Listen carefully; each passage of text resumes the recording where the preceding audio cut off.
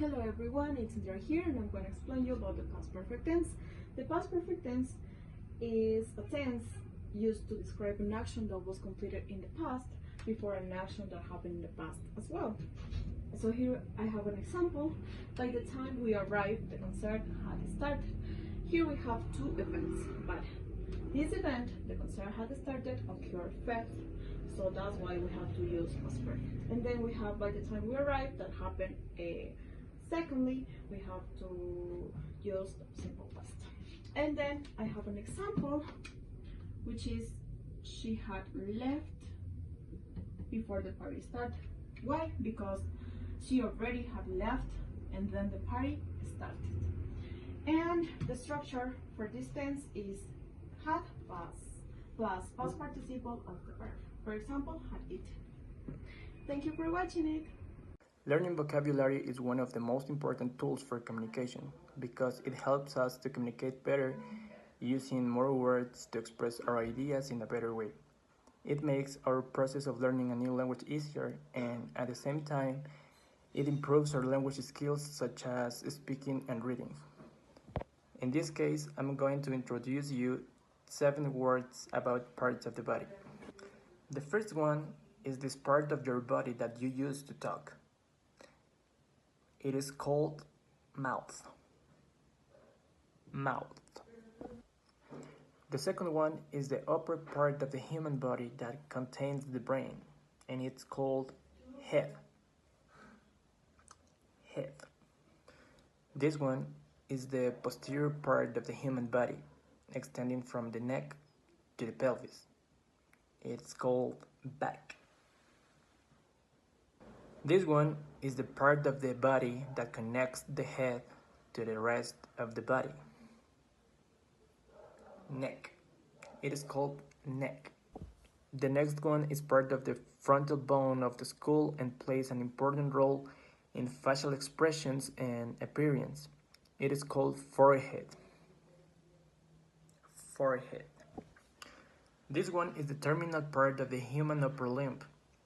It is located at the end of the arm and consists of a palm and 5 fingers. It is called hand. Hand. Now the last one is a crucial part of the body that enables us to interact with our environment and perform daily tasks. It is called arm.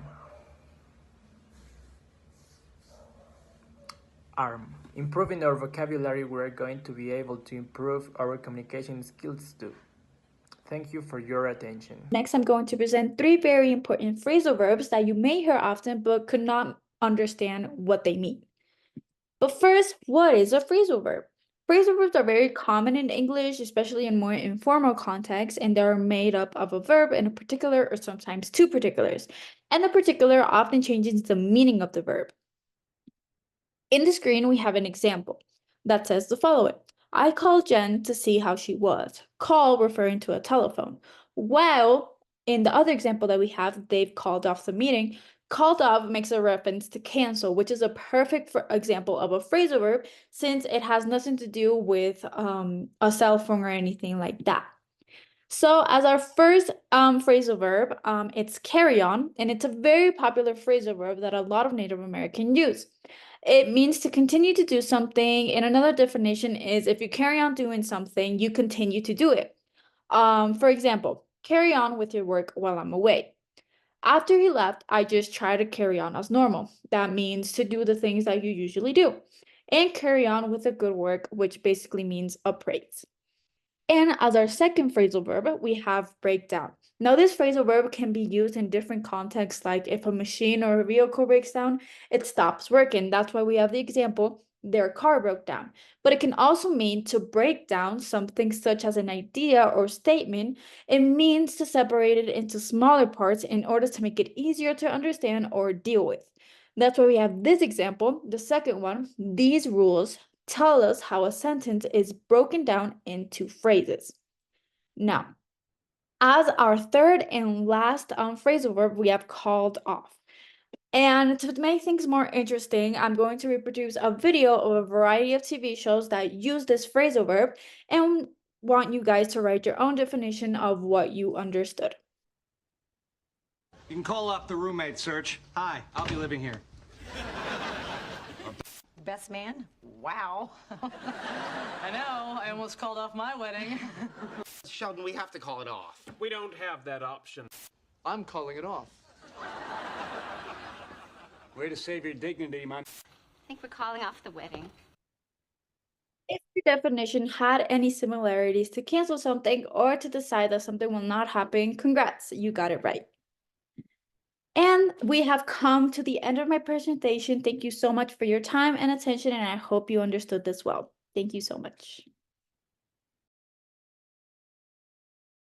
My name is Angie. In today's video, we will explore tips for write an effective conclusion paragraph for USA. We will cover how to restate in your thesis, summarize main points, match the tone of your essay, and with strong clauses. Let's start. Point number 1, restate the thesis. Starting by citing your thesis again in a new way, this helps connect everything and make your main point stronger. 2, summarize main points. Briefly summarize the main points from the essay. This gives closer and reinforce key ideas. Point number 3, consider tone. Make sure the tone of your conclusion matches the essay. If it was informative, keep that tone. If that was persuasive, make your final point strong. Point number 4, strong closing. And with a strong closing that leaves a lasting impression, it can be a final call to action or a question. I don't know. That's all for today. Follow these tips to create a strong conclusion for USA. Thanks for watching and see you next time. Bye.